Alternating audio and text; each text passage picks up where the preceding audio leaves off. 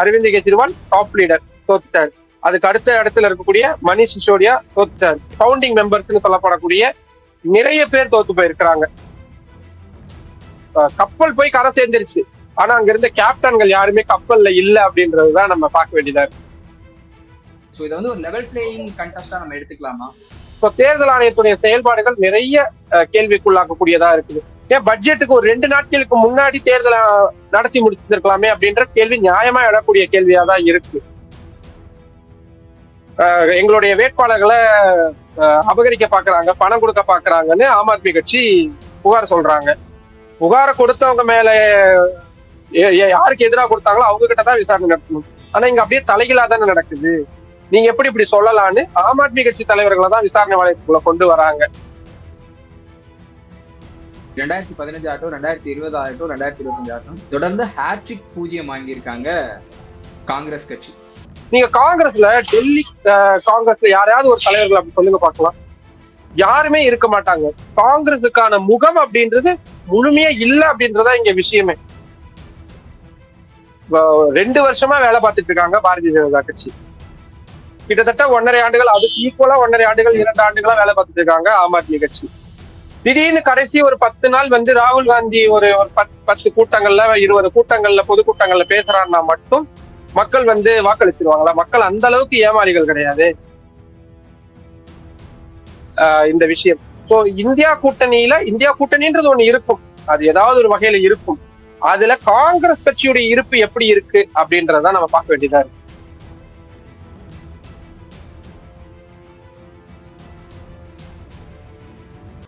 வணக்கம் and welcome to the south. நான் ராஃபிக். 27 ஆண்டுகளுக்கு பின்னாடி தலைநகர் டெல்லியில பாஜக முதல் முறையாக ஆட்சி அமைக்க போகுது. இது பற்றி நம்ம கூட பேசுறதுக்காக தலைநகர் டெல்லியில இருந்து பத்திரிகையாளர் நிரஞ்சன் அவர்கள் இணைஞ்சிருக்காரு. வணக்கம் நிரஞ்சன். வணக்கம், எப்படி இருக்கீங்க? ரொம்ப நல்லா இருக்கேன், நீங்க எப்படி இருக்கீங்க? டெல்லி எலெக்ஷன் முடிஞ்சது, சரி இன்னும் கொஞ்சம் பிரீத் எடுத்துக்கலான்ற ஒரு நிம்மதியான ஒரு நிலைமையில இருக்கிறோம். ஓகே, டெல்லி எப்படி இருக்கு? ஆக்சுவலா 27 வருஷத்துக்கு பின்னாடி முதல் முறையா பாஜகவுக்கு டெல்லி மக்கள் வாய்ப்பு கொடுத்திருக்காங்க. டெல்லி மக்கள் இதை முதல்ல எதிர்பார்த்திருந்தாங்களா அந்த ரிசல்ட்ட? இல்ல, டெல்லி மக்களுக்கு இது ஒரு கவர்னன்ஸ் வகையில ஒரு நல்ல விஷயம் அப்படின்னு தான் சொல்லணும். ஏன்னா மத்தியில ஒரு ஆட்சி, மாநிலத்துல ஒரு ஆட்சி நிலவச்சுன்னா எப்படியான ஒரு சூழல் இருக்குது. அது முழுக்க முழுக்க தவறான விஷயம், கூட்டாட்சி தத்துவத்துக்கு எதிரான விஷயம், மாநில உரிமைகளுக்கு எதிரான விஷயம். இதெல்லாம் ஒரு பக்கம் இருந்தாலும் கூட ஒரே டபுள் இன்ஜின் இவங்க சொல்லக்கூடிய விஷயங்களால ஒருவேளை டெல்லி மக்களுக்கு நன்மை கிடைக்கலாம். நிறைய கிடப்பில போடப்பட்டிருக்கக்கூடிய நிறைய திட்டங்கள் ஒருவேளை இந்த டபுள் இன்ஜின் சர்க்கார் அப்படின்னு இவங்க சொல்றதுனால, பிஜேபி கிளைம் பண்ணக்கூடிய விஷயம்னால நடக்கலாம் அப்படின்னு டெல்லி மக்கள் எதிர்பார்க்கறாங்க. சோ இந்த அவங்க இப்படியான ஒரு மாற்று முடிவை எடுத்திருக்கிறதுக்கான காரணமும் அப்படிதான் நம்ம பார்க்க வேண்டியதா இருக்கு. ஏன்னா 15 ஆண்டுகள் காங்கிரஸ் கட்சி தொடர்ச்சியா ஆட்சி செஞ்சாலும் கூட அதுக்கப்புறமா அவங்களுக்கு மீதான ஊழல் புகார் அது மாதிரியான விஷயங்கள்ல டெல்லி மக்கள் நிறைய அயற்சியில இருந்தாங்க. அட் த சேம் டைம் அவங்களுக்கு மாற்று அப்படின்றது ஒண்ணு தேவைப்பட்டுச்சு. சோ அந்த நேரத்துல சரியா அந்த இடத்துக்கு பொருந்தி வந்தாரு அரவிந்த் கெஜ்ரிவால். சோ நாடாளுமன்ற தேர்தல் வேற, சட்டமன்ற தேர்தல் வேற அப்படின்றத கிட்டத்தட்ட கடந்த 12 ஆண்டுகளா அவர் நிரூபிச்சுட்டே வந்த சூழல். ஏன்னா 2014 ஒரு நாடாளுமன்ற தேர்தல் வருது, மோடி அலை வீசுது. தமிழ்நாட்டை தவிர அந்த மோடி அலை எல்லா மாநிலங்களையும் தாக்குது. தமிழ்நாட்டை மட்டும் அது எதுவும் பண்ண முடியல. அப்கோர்ஸ் அந்த மோடி அலையில டெல்லியும் மாட்டுச்சு அப்படின்னு தான் நம்ம சொல்ல வேண்டியதா இருக்கு. ஆனா அதுக்கப்புறமா நடந்த ஒரு 6-7 மாதங்கள்ல நடந்த விஷயங்கள்ல பெரிய ஒரு டிராஸ்டிக் சேஞ்ச வந்து டெல்லி மக்கள் சொல்லியிருந்தாங்க. அதுதான் அவங்க மாற்ற எதிர்பார்க்கிறாங்க அப்படின்றது. ஸோ அதை சரியா அந்த பல்ஸை புரிஞ்சுக்கிட்டவரு காங்கிரஸ் கூட கூட்டணி வச்சிருந்தாலும் உடனடியா ஆட்சியை கலைச்சு மக்கள்கிட்ட மன்னிப்பு கேட்டு மீண்டும் தேர்தலை சந்திச்சு பெரிய வெற்றியை பெற்று அதை 2 முறை சாத்தியப்படுத்தினாரு. வெற்றினா பெரிய வெற்றி. இன்னைக்கு பாரதிய ஜனதா கட்சி பெற்றிருக்க வெற்றியை விட கம்பேர் பண்ணும் பொழுது மிகப்பெரிய வெற்றி.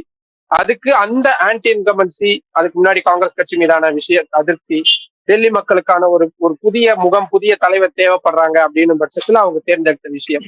ஆனா கடந்த 10-12 ஆண்டுகள்ல அப்கோர்ஸ் ஆன்டி இன்கம்பன்சி, ஒருவேளை கடுமையான ஆன்டி இன்கம்பன்சி வந்திருந்ததுன்னா 2014-15 காங்கிரஸ் கட்சிக்கு என்ன நிலைமை, மிக படுதோல்வி, 0 இடம் அப்படின்ற ஒரு இடத்த கொடுத்திருப்பாங்க டெல்லி மக்கள்.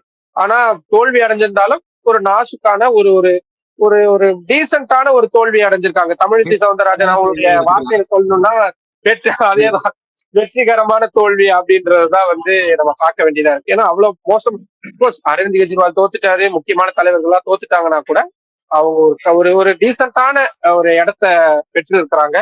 அதுக்கு அவங்க அந்த அளவுக்கு ஆன்டி இன்கம்பன்சி இல்ல. At the same time Bharatiya Janata கட்சியினருடைய வியூகம், அவங்களுடைய ஸ்கெட்ச் போடுவாங்கன்னு சொல்லுவாங்கல்ல, அந்த ஸ்கெட்ச் போட்டது எல்லாம் சரியா அமைஞ்சது அவங்களுக்கு இவ்வளவு பெரிய வெற்றியை தேடி தந்திருக்கு. 28 வருஷம் கழிச்சு பட்டாசு பாக்ஸ திறந்து நீங்க பிடிச்சிட்டு இருக்காங்க. அதுதான் டெல்லி ஃபுல்லா பாத்துட்டு இருக்கிறோம். ஓகே. ஆக்சுவலா நம்ம டெல்லியில தொடர்ந்து இந்த சட்டப்பேரவை தேர்தல்கள் நேரத்துல கடந்த 28 வருஷமா சுஷ்மா ஸ்வராஜ் பார்த்திருக்கோம், கிரண் பேடி பார்த்திருக்கோம், மனோஜ் திவாரி வந்து பார்த்திருக்காங்க. இவங்க எல்லாராலையும் செய்ய முடியாத ஒண்ண வீரேந்திர சச்தேவா எப்படி செஞ்சு முடிச்சாரு? இல்ல இத தனிப்பட்ட கிளைம்னு நம்ம பார்க்கவே முடியாது ரஃபீக். ஒரு குறிப்பிட்ட நபர் அப்படின்ற விஷயத்தால நீங்க அப்படின்னு பார்த்தா தமிழ்நாட்டுல அண்ணாமலை அவர்களுக்கு கிடைச்ச அந்த விசிபிலிட்டி அப்படின்றது வந்து எனக்கு தெரிஞ்சு எந்த ஒரு மாநில தலைவருக்கும் கிடைச்சிருக்குமான்னு தெரியல. பாஜகவை பொறுத்த வரைக்கும் நரேந்திர மோடி அவர்களுக்கு தேசிய அளவுல என்ன ஒரு விசிபிலிட்டி, நீங்க தேசிய ஊடகங்கள்ல அண்ணாமலையை கூப்பிட்டு பேசுவாங்க, அவருக்கான அத்தனை வாய்ப்புகளுமே கொட்டி கொடுக்கப்பட்டது. ஆனாலும் தோல்வி அடைஞ்சாங்க தமிழ்நாட்டுல. சோ இது தனிநபர் சார்ந்த விஷயம் இல்லை. டெல்லியை பொறுத்த வரைக்கும் பாரதிய ஜனதா கட்சியினருடைய அந்த அமைப்பு கட்டமைப்பு ரொம்ப கச்சிதமா அவங்க பயன்படுத்தி இருந்தாங்க. அதனாலதான் வீரேந்திர சச்தேவ் நான் போட்டி போடல, வெறும் நான் தேர்தலை மட்டும் போக்கஸ் பண்றேன் அப்படின்ற விஷயம் சொல்லியிருந்தாங்க. இதுல பிஜேபியோட ஹை கமாண்டோடைய அவங்களுடைய ஒர்க் அப்படின்றது பாராட்டுக்குரிய விஷயம்.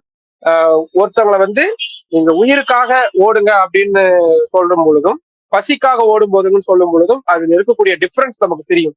உயிர் தான் ரொம்ப முக்கியன்றப்போ ஓடுவாங்க. அப்படியான ஒரு நிலைய பாஜக தேசிய தலைமை வந்து இங்க இருக்கக்கூடிய மாநில நிர்வாகிகளுக்கு கொடுத்திருந்தாங்க. உங்களுக்கு எல்லா வாய்ப்புகளும் கொடுக்கப்பட்டாச்சு, இது உங்களுக்கான கடைசி வாய்ப்பு. இந்த கடைசி வாய்ப்பை சரியா நீங்க பயன்படுத்தாமல் இருக்கும் பட்சத்துல உங்கள் அரசியல் எதிர்காலமே இல்லாம போயிடும். கட்சியில உங்களுக்கான வளர்ச்சி, உங்களுக்கான அடுத்தடுத்த நகர்வுகள் எதுவுமே இருக்காது. இதெல்லாம் ரொம்ப வெளிப்படையாவே அவங்க சொல்லியிருந்தாங்க. இது எல்லாத்தையும் ஒருங்கிணைச்சு ஒரு மாதிரி கொண்டு போனாங்க. எந்த தலைவர் டெல்லி தெருக்கள்ல வந்து இறங்காம இருந்தாங்க? மத்திய பாதுகாப்புத்துறை அமைச்சர், மத்திய உள்துறை அமைச்சர், மத்திய சுகாதாரத்துறை அமைச்சர், பிரதமர், அத்தனை பேருமே இங்க களமிறங்கிறத நம்ம பார்க்க முடியுது. முதல்வர் யோகி ஆதித்யநாத் அவர் இங்கேயேதான் இருந்தாரு. அவரு கும்பமேளா நடக்கிற சமயத்துல மட்டும்தான் அங்க போனாரே தவிர இது எல்லா நேரங்களிலும் இங்கேயேதான் இருந்தாரு. மாநிலங்கள்ல இருந்து அத்தனை தலைவர்களையும் வர வச்சிருந்தாங்க. கொஞ்ச நேரத்துல கூட நண்பர்கிட்ட பேசிட்டு இருந்தப்ப நான் சொன்னேன், அந்த ஒரு பாரதிய ஜனதா கட்சியுடைய நிர்வாகி அவர் வந்து சேலத்துக்காரரு. எனக்கு தெரியும், அவர் டெல்லி வரும்போது அப்பப்போ பார்ப்போம். அவரை டெல்லியில இருக்கக்கூடிய தமிழர்கள் வசிக்கக்கூடிய ஒரு குறிப்பிட்ட பகுதியில பொறுப்பாளரா நியமிச்சிருக்கிறாங்க. உங்களுக்கு புரியுதுங்களா அவங்களோட அந்த மைன்யூட் ஒர்க் எந்த அளவுக்கு இருக்குன்னு? ஸோ இதெல்லாம் தான் இந்த அவங்களுடைய திட்டமிடல் மிக கச்சிதமா இருந்தது. அந்த கச்சிதமான நேரத்துக்கு எல்லாமே சரியான முறையில கூடி வந்தது. அது இவ்வளவு பெரிய வெற்றியை பாரதிய ஜனதா கட்சிக்கு கொடுத்திருக்கிறாங்க. அந்த அளவுக்கு ஆன்டி இன்கம்பன்சி இல்ல அப்படின்னா எப்படி அரவிந்த் கெஜ்ரிவாலே தோக்கக்கூடிய ஒரு நிலைமை உருவாக்கும்? நீங்க மேற்கு வங்கத்துல மம்தா பானர்ஜி கடந்த முறை தோத்து போயிருந்தாங்க. ஆனா அந்த மாநில தேர்தலுடைய முடிவு எப்படியா வந்தது? அதுதான் இங்க விஷயம். அதேதான் கிட்டத்தட்ட அந்த மாதிரி. ஆனா எங்க டிஃபர் ஆகுறோம் அங்க வந்து ஆம் ஆத்மி கட்சி ரீதியில டெல்லி மக்களுக்கு அவங்க ஓரளவுக்கு கணிசமான ஒரு வாக்கு வங்கியும் கொடுத்திருக்கிறாங்க, ஒரு இடங்களையும் கொடுத்திருக்கிறாங்க. ஆனா அவங்களுடைய உள்கட்சி விவகாரங்கள்ல இனி கடுமையான தாக்கம் ஏற்படும். ஏன்னா முக்கியமான தலைவர்கள் அத்தனை பேருமே தோல்வியில் இருக்கிறாங்க. அரவிந்த் கெஜ்ரிவால் டாப் லீடர் தோத்துட்டாரு. அதுக்கு அடுத்த இடத்துல இருக்கக்கூடிய மணிஷ் சிசோடியா தோத்துட்டாரு. அதுக்கப்புறமா இருக்கக்கூடிய ஆரம்ப கட்டத்திலிருந்து காங்கிரஸ் ஆம் ஆத்மி கட்சியில இருக்கக்கூடிய பவுண்டிங் மெம்பர்ஸ்ன்னு சொல்லப்படக்கூடிய நிறைய பேர் தோத்து போயிருக்கிறாங்க. ஒரு சோம்நாத் பாரதி ஆகட்டும், அவர் தான் தமிழ்நாடுடைய ஆம் ஆத்மி கட்சியுடைய பொறுப்பாளராக அவருடைய நிலைமை எப்படியா மாறி இருக்கு. அதிஷி அவர்கள் கடைசி வரைக்கும் போராட வேண்டிய ஒரு முதல்வரா இருந்தும் கூட அவங்களுக்கான ஒரு பெண் அந்த மாதிரியான முகங்கள்லாம் இருந்தாலும் கூட அவங்களுக்கான எவ்வளவு கடினப்பட்டாங்க அப்படின்றதெல்லாம் நம்ம பார்க்க வேண்டியதா இருக்கு. சோ கட்சி ரீதியில அந்த கட்சி இனி எதிர்காலத்துல எப்படி போவாங்க அப்படின்றதெல்லாம் பலத்த சந்தேகத்தை கொடுத்திருக்கு. தலைவர்கள், முக்கிய தலைவர்கள் கப்பல் போய் கரை சேர்ந்துருச்சு. ஆனா அங்க இருந்த கேப்டன்கள் யாருமே கப்பல்ல இல்ல அப்படின்றதுதான் நம்ம பார்க்க வேண்டியதா இருக்கு. ஆக்சுவலா இந்த தேர்தல் வந்து பாஜகவுக்கும் ஆம் ஆத்மி பார்ட்டிக்கும் இடையில ஒரு சரிசமமான போட்டியா இருந்துச்சா? ஏன் நான் இந்த கேள்வி கேட்கிறேன்னா, பாஜக வந்து லாஸ்ட் இயரே வந்து அங்க இருக்கக்கூடிய தலைவர்கள் எல்லாம் அரெஸ்ட் பண்ண தொடங்கி அவங்கள சிறையில வச்சு ஒரு நரேட்டிவ் செட் பண்ணிட்டாங்க. ரெண்டாவது ஆம் ஆத்மி கட்சிக்கும் அங்க இருக்கக்கூடிய கவர்னர் ரூல்ஸுக்கும் இடையில பெரிய பிரச்சனை வந்து போயிட்டு இருந்தது. இந்த மாதிரி தொடர்ந்து ஆம் ஆத்மி கட்சிக்கு சிக்கல் வந்துட்டு இருக்கும்போது பாஜகவுக்கு ஒரு பிளஸ் பாயிண்டா அது மாறிக்கிட்டே தானே இருந்துச்சு. சோ இதை வந்து ஒரு லெவல் பிளேயிங் கண்டெஸ்டா நம்ம எடுத்துக்கலாமா? ரஃபீக், நம்ம போன இன்டர்வியூல நீங்க என்கிட்ட கேட்டிருந்தீங்க, ஆஹ் எப்ப வந்து பாரதிய ஜனதா கட்சி தேர்தல் வேலைகள் ஆரம்பிச்சாங்க அப்படின்னு. நான் ஒட்ட பதில் சொல்லிப்பேன், மறந்துருப்பீங்க நீங்க. 2 வருஷமா அவங்க டெல்லியில தேர்தல் வேலைகள்ல இறங்கி இருக்காங்க, தேர்தல் வேலைகளை பண்ணிக்கிட்டு இருக்காங்க அப்படின்றது. சோ நீங்க லெவல் பிளேயிங் அப்படின்னா நீங்க அதை நியாயப்படுத்துறதுக்கு ஏதாவது ஒரு விஷயம் வேணும்ல. நீங்க தேர்தல் தேதி அறிவிப்புல இருந்து தேர்தல் ஆணையம் ஆம் ஆத்மி கட்சி அணுகுன விதத்தையும் நீங்க பாஜகவுடைய பேச்சுக்களை அணுகுன விதத்தையும் நீங்க எவ்வளவு நம்ம ஒப்பிட்டு பார்க்க வேண்டியதா இருக்கு. அரவிந்த் கெஜ்ரிவாலுக்கு எதிராக வழக்குகள் பதிவு செய்யப்பட்டது அவருடைய தேர்தல் பிரச்சார பேச்சுகளுக்கு எதிராக அவர் வெறுப்பு பேச்சு பேசினாரு அப்படின்ட்டு. அப்படின்னு பார்த்தா பாரதிய ஜனதா கட்சி தலைவர்கள் இங்க பேசினது என்னது? இந்துக்களை வந்து அவங்களுடைய உணர்வுகளை புண்படுத்துறாங்க. என்ன காரணம் சொன்னாங்க? யமுனை நதி மாசு அடைஞ்சிருக்கு, அங்க சத் பூஜா மாதிரியான பண்டிகைகளை கொண்டாட முடியல, இதன் மூலியமா இந்துக்களை பழி வாங்குறாங்க ஆம் ஆத்மி கட்சி அப்படின்ற ஒரு விஷயத்த அவர் சொல்றாங்க பாரதிய ஜனதா கட்சி தலைவர்கள். யமுனை மாசடையருக்கு வெறும் டெல்லி அரசு மட்டுமே காரணமா இருந்துச்சுன்னா நம்ம சொல்லலாம். டெல்லியில உற்பத்தி ஆகக்கூடிய நதி யமுனை கிடையாது, அது வேற வேற மாநிலங்கள் வழியா வருது. எல்லாருக்குமே தெரியும். நான் டெல்லியில இருந்திருக்கிறேன், நிறைய முறை நேர்ல போய் ரிப்போர்ட் பண்ணியிருக்கிறேன். டெல்லியோட எல்லைக்குள்ள வரும் பொழுதே அங்க அங்க இருக்கவே முடியாது, அவ்வளவு நாத்தம் அடிக்கும். இப்ப அதுக்கெல்லாம் யாரு காரணம்? சோ இதுவுமே ஒரு வகையிலான வெறுப்பு பேச்சுதான். ஆனா இதையெல்லாம் தேர்தல் ஆணையம் எப்படி அணுகுனாங்க, இவங்களை எப்படி அணுகுனாங்க? எங்களுடைய வேட்பாளர்களை அபகரிக்க பாக்குறாங்க, பணம் கொடுக்க பாக்குறாங்கன்னு ஆம் ஆத்மி கட்சி புகார் சொல்றாங்க. புகாரை கொடுத்தவங்க மேல யாருக்கு எதிராக கொடுத்தாங்களோ அவங்க கிட்டதான் விசாரணை நடத்தணும். ஆனா இங்க அப்படியே தலைகீழா தானே நடக்குது. நீங்க எப்படி இப்படி சொல்லலான்னு ஆம் ஆத்மி கட்சி தலைவர்களை தான் விசாரணை வளையத்துக்குள்ள கொண்டு வராங்க. ஏற்கனவே நம்ம போன தடவை பேசும் பொழுதுதான் சரி, நீங்க ஒரு இடியோடைய செயல்பாடுகளாகட்டும், இந்திய தேர்தல் ஆணையத்துடைய செயல்பாடுகளாகட்டும், நீங்க மக்கள் கிட்ட போய் கேட்கும் பொழுது, இப்ப இடின்னு போய் நீங்க யார்கிட்ட கேட்டீங்கன்னா அவங்க அமலாக்கத்துறை பத்தின பார்வை மக்கள்கிட்ட எப்படி இருக்கு, அந்த பார்வையை மாத்திரக்கு இவங்க என்ன செஞ்சிருக்கிறாங்க? ஏன் இதே டெல்லியில அரவிந்த் கெஜ்ரிவால் இப்ப இருக்கக்கூடிய தலைமை தேர்தல் ஆணையர் மீது ஒரு புகார் தெரிவிக்கிறாரு. அடுத்த ஒரு பெரிய பதவிக்காக குறி வச்சுதான் இவர் இந்த மாதிரி நடந்துக்கிறாரு. நம்ம இவ்வளவு வருஷமா பார்க்க, இவ்வளவு நாளா பார்க்கிறோம், தேர்தல் ஆணையம் அப்படி ஒரு கடுமையான வார்த்தைகளை பயன்படுத்தி ஒரு ரிப்ளை கொடுத்த மாதிரி நம்ம பார்க்கவே முடியல. ஆனா அவ்வளவு ஒரு கடுமையான தொனியில ஆம் ஆத்மி கட்சிக்கு எதிரான தங்களது கண்டனங்களை வந்து பதிவு செஞ்சிருக்கிறாங்க. சோ இந்த தேர்தல் ஆணையமும் உழைச்சிருக்குன்னு வச்சுக்கலாமா? எல்லாருமே அதுதானே சொல்றாங்க. நீங்க தேர்தல் தேதி அறிவிப்புல இருந்து ஒண்ணு இல்ல, நாடாளுமன்ற தேர்தலின் போது பிரதமர் நரேந்திர மோடி பயன்படுத்தின வார்த்தை ஒரு குறிப்பிட்ட சிறுபான்மையின சமூகத்தை குறிப்பிட்டு இவங்க இந்து பெண்களுடைய தாலியை பறிச்சிருவாங்கன்னு சொன்னாரு. ஞாபகம் இருக்குங்களா? அப்போ அதுக்கு எகென்ஸ்டா இந்திய தலைமை தேர்தல் ஆணையம் என்ன எடுத்தாங்க? தேர்தல் ராகுல் காந்தி மேலையும் மோடி மேல இந்த மாதிரி எல்லார் மேலையும் போய் புகார்கள் தெரிவிக்கும் பொழுது பார்த்து பேசுங்க, இனிமேல் இப்படி பேசாதீங்கன்னு சொல்லக்கூடிய தேர்தல் ஆணையம் மற்ற இடங்கள்ல அவங்களுடைய செயல்பாடுகள் எப்படியானதா இருக்கு? இது எல்லாமே கொஸ்டின் பண்ண வேண்டியது, எல்லாம் மீண்டும் மீண்டும் கேள்விக்கு உள்ளாக்கப்பட்டுட்டே தான் இருக்கு. இதே டெல்லி சட்டப்பேரவை தேர்தல் தொடங்குறதுக்கு முன்னாடியே கிட்டத்தட்ட 20-25 லட்சம் வாக்காளர்கள் அதிகமா சேர்க்கப்பட்டிருக்கிறாங்க, எங்களுக்கு பலத்த சந்தேகம் இருக்குன்னு ஆம் ஆத்மி கட்சி தொடர்ந்து புகார்கள் தெரிவிச்சுக்கிட்டே தான் இருந்தாங்க. மகாராஷ்டிராலையும் இதே தான் நடந்துச்சு. தேர்தல் தேர்தல் அந்த வாக்குப்பதிவு மையங்கள்ல பதிவாகக்கூடிய விஷயங்களை பத்தின வெளிப்படையான தகவல்கள் வேணும்னு கேட்ட பொழுது தேர்தல் ஆணையம் தர முடியாதுன்னு சொன்னாங்க. கடைசியில் உச்ச நீதிமன்றத்துல போய் வழக்கு போடக்கூடிய இடத்துல தானே இருக்கிறாங்க. சோ இவங்க மேல எழுப்பப்படக்கூடிய இந்த கேள்விகளுக்கான அது பாரதிய ஜனதா கட்சி தொடர்ந்து ஜெயிச்சுட்டே இருக்கிறாங்கன்றதுனாலதான் கேட்கறாங்கன்றது மட்டும் கிடையாது, எல்லாருமே அதை கேட்கறாங்க. எல்லா கட்சிகளுமே தொடர்ச்சியா அவங்க முன்வைக்கக்கூடியது. ஆனா பாரதிய ஜனதா கட்சி மட்டும் தேர்தல் ஆணையத்தின் மீதான புகார்கள் எதையுமே எந்த ஒரு இடத்துலயுமே தெரிவிக்காம இருக்கிறாங்க. அவங்க மட்டும்தான் சப்போர்ட் பண்ணக்கூடிய ஒரு இடமா இருக்கிறாங்க. இப்போ தேர்தல் ஆணையத்துடைய செயல்பாடுகள் நிறைய கேள்விக்குள்ளாக்கக்கூடியதா இருக்குது.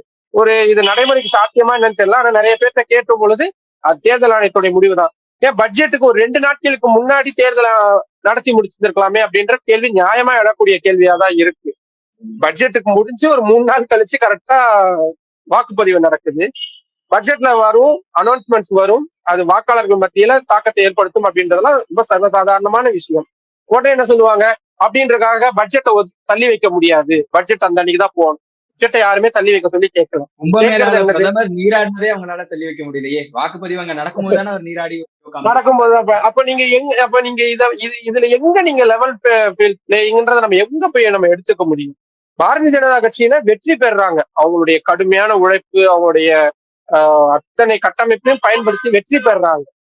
ஆனா அது என்ன மாதிரியான வெற்றி அப்படின்றத கேள்விக்குள்ளாக்க வேண்டியது நிச்சயமா கேள்விக்குள்ளாக்கணும்.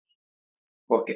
ஆக்சுவலா 2020ல இருந்தே அரவிந்த் கெஜ்ரிவால் வந்து ப்ரோ ஹிந்துத்துவா ஸ்டாண்ட்ஸ் எடுத்ததை நம்மளால கண்டினியூஸா பார்க்க முடிஞ்சது. பல இடங்கள்ல அவர் பண்ணியிருக்காரு. பட் இதேதான் வந்து டெல்லியில பாஜகவும் வந்து 1980கள்ல இருந்தே பண்ணிட்டு இருக்காங்க. ஆனா பாஜகவுக்கு கை கொடுத்த அந்த ப்ரோ ஹிந்துத்துவா ஸ்டாண்ட்ஸ் எதனால ஆம் ஆத்மி பார்ட்டிக்கு கை கொடுக்காம போச்சு இந்த தடவை? இல்ல, அவருடைய வெறும் பாஜக எடுக்கிற மாதிரியான ஒரு கிளியர் கட் ஸ்டாண்டா எப்பவுமே இருக்காது. அவரு இந்த பக்கமும் வேணும், சிறுபான்மையினர்களுடைய வாக்குகளும் வேணும், இந்த பக்கம் ஓபிசி இருக்கக்கூடிய வாக்குகள் வேணும், இப்படியான ஒரு கலவை மனப்பான்மையோட தான் அவர் இருந்தாரு அப்படின்றதுதான் நம்ம தொடர்ச்சியா பார்க்க வேண்டியதா இருக்கு. நிச்சயமா அதுதான் நம்ம ஆம் ஆத்மி கட்சி எல்லாருமே அப்படிதான் சொல்லுவாங்க. அவங்க பண்ணக்கூடிய பாலிடிக்ஸ் வந்து எந்த ஒரு தீவிரத்தன்மையாகவும் இருக்காது. அவங்களுக்கு ஒரு பிரச்சனை ஒன்னும் ரொம்ப தூரம் போக வேணாம் ரபிக். நாடாளுமன்ற தேர்தலில் இந்தியா கூட்டணி பிரச்சனை எல்லாம் இருந்துகிட்டு இருந்த போது கூட்டணியில் நாங்க சேரணும் அப்படின்னா அரவிந்த் கெஜ்ரிவால் தரப்புல முன்வைக்கப்பட்ட ஒரு கோரிக்கை அப்படின்றது எங்களுடைய அதிகாரத்தை பறிக்கக்கூடிய மசோதாக்களை அவசர சட்டத்தை நாடாளுமன்றத்துல கொண்டு வராங்க மத்திய அரசு. அதுக்கு எதிராக எங்களுக்கு ஆதரவான நிலைப்பாட்டை காங்கிரஸ் கட்சி கொடுத்தா மட்டும்தான் நாங்க கூட்டணிக்கு வரும். கூட்டணின்றது எல்லா தரப்பையும் உள்ளடக்கிய விஷயம். ஆனா இவங்களுடைய பிரச்சனையை மட்டும் முன்னெடுத்து அந்த விஷயங்களை காங்கிரஸ் மீண்டும் மீண்டும் காங்கிரஸ் அட்டாக் பண்ணணும், காங்கிரஸ் கட்சியுடைய பலத்தை குறைக்கும். ஏன்னா டெல்லியில ஆம் ஆத்மி கட்சி வளர்ந்ததுக்கான மிக முக்கியமான காரணம் அவருடைய வாக்கு வங்கி எல்லாமே காங்கிரஸ் கட்சியுடைய வாக்கு வங்கி. காங்கிரஸ் கட்சி மேலெழுந்து வந்துடக்கூடாதுன்றதுல பாரதிய ஜனதா கட்சியை விட அதிக விருப்பமா இருக்கக்கூடியவங்க ஆம் ஆத்மி கட்சி. இன்னைக்கு அதனாலதான் நான் கொஞ்ச நேரத்துக்கு முன்னாடி சொல்றேன் வந்தேன். இன்னைக்கு வந்த வெற்றி பாஜக எந்த அளவுக்கு கொண்டாடுறாங்களோ அதுக்கு ஈக்குவலா காங்கிரஸ் கட்சியும் கொண்டாடுவாங்க. ஏன்னா அவங்களுக்கு தேவையான அரவிந்த் கெஜ்ரிவாலோட தோல்வி அப்படின்றது உறுதியா இருக்கு. அதனால Congress கட்சினா they will be very happy today அப்படின்ற மாதிரி. அதுதான் உண்மையும் கூட. 2015 ஆகட்டும், 2020 ஆகட்டும், 2025 ஆகட்டும் தொடர்ந்து ஹேட்ரிக் பூஜ்ஜியம் வாங்கியிருக்காங்க காங்கிரஸ் கட்சி. இனிமே அவங்களுடைய எதிர்காலம் டெல்லியில என்னவா இருக்க போகுது? நீங்க போன தடவை கேட்டீங்க மும்முனை போட்டி நிலவுதா அப்படின்னு. அப்ப என்ன சொன்னேன்? மும்முனை போட்டினா நீங்க யார சொல்றீங்க, காங்கிரஸ் கேக்குறீங்களான்னு கேட்டிருந்தேன். இப்போ மீண்டும் அதே கேள்விதான் கேக்குறீங்க. காங்கிரஸ் என்ன அவங்க என்ன ஸ்ட்ராட்டஜில இதை பண்றாங்க? அவங்களுக்கே நான் காலையில கூட ஒரு ட்விட் பண்ணியிருந்தேன். அவங்க அதிகபட்சம் எதிர்பார்த்தது 3 சீட்டு. அது ஏன்னா ஒருவேளை 3 சீட்டு ஜெயிச்சிட்டாங்கன்னா நாங்க கடந்த தேர்தலை விட 3 மடங்கு அதிகமா ஜெயிச்சிட்டோன்ற ஒரு ஒரு ஒரு மார்த்தட்டிக்கலாம் அப்படின்றதுக்கு.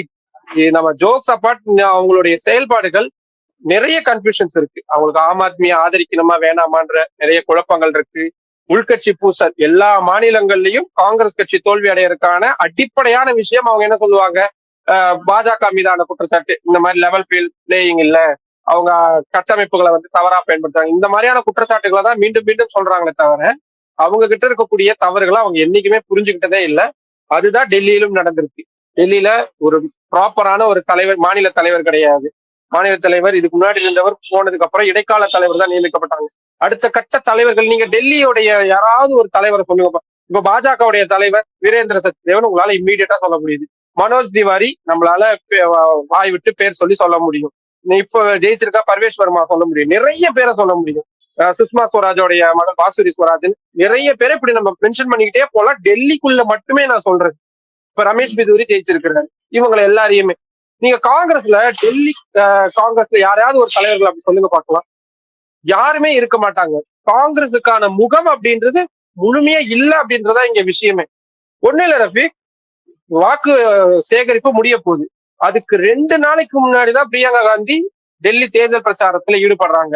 எனக்கு தெரிஞ்சு இன்னைக்கு அவங்க வயநாட்டுல இருக்கிறாங்க. அவங்க அதான் பிளானா இருந்துச்சு. அவங்க அங்க வந்துட்டாங்களான்னு தெரியல. பட் அவங்க இன்னைக்கு டெல்லியில இல்ல. ராகுல் காந்தி எத்தனை முறை வந்தாரு? மல்லிகார்ஜுன கார்கே எத்தனை முறை வந்தாரு? மல்லிகார்ஜுன கார்கே இந்த தேர்தல் பிரச்சாரங்களை பெரிய அளவுல நம்ம பார்க்கவே முடியல. சோனியா காந்தியை பார்க்க முடியல. அண்ணாமலை அவர்கள் டெல்லியில பெரிய அளவுல பிரச்சாரங்களை முன்னெடுத்தாரு. ஒரு மக்களை எங்க பத்திரிகையாளர்கள் எல்லாம் கூப்பிட்டு சந்திச்சாரு. நாங்க இதெல்லாம் பண்றோம், விஷயங்கள்லாம் சொன்னோம். எத்தனை மாநில நிர்வாகிகள் தமிழ்நாட்டுல இருந்து வந்து டெல்லியில பிரச்சாரங்கள் ஈடுபட்டாங்க? விஜய் வசந்த் மாதிரியான சில எம்பிக்கள் போய் பிரச்சாரங்கள் ஈடுபட்டாங்க, இல்லைன்னு சொல்லல.